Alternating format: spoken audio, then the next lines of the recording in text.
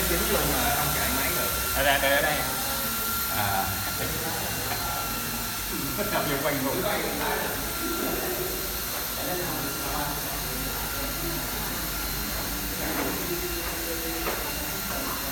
Ở trong nhà nha, ra ngoài gió là lên này. Nó không lên nữa.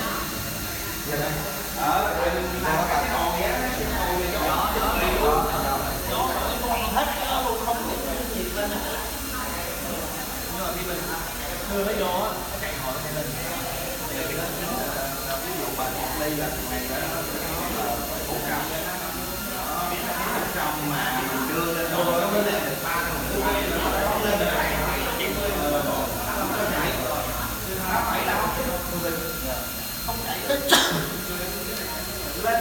lên 420 hết cả luôn. Không lên. Nó bị giả đi còn gió. Nó bị ảnh hưởng ở vùng ngoài gió thổi đi dẫn mình là mấy cái đôi gió nó buồn thổi mà chung là gió kinh khủng nó đầy cả tờ. Thổi không lên được, không làm được. Có mét nào tí không anh? Toàn có mét không? Kia đâu có mét. Thì Đó là chỉ cua để nhà dự phòng thôi.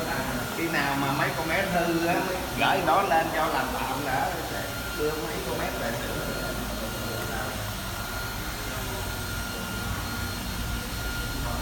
kia gì đó có lợi đó, cái lưỡi hàng 2.000 con nữa.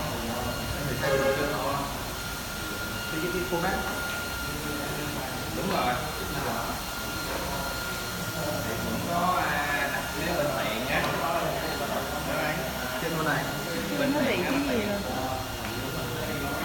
Tăng tốc độ lên tí mà.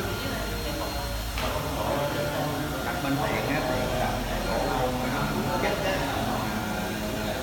Mỹ đồ Mỹ áo gã Bảo sao mấy năm rồi em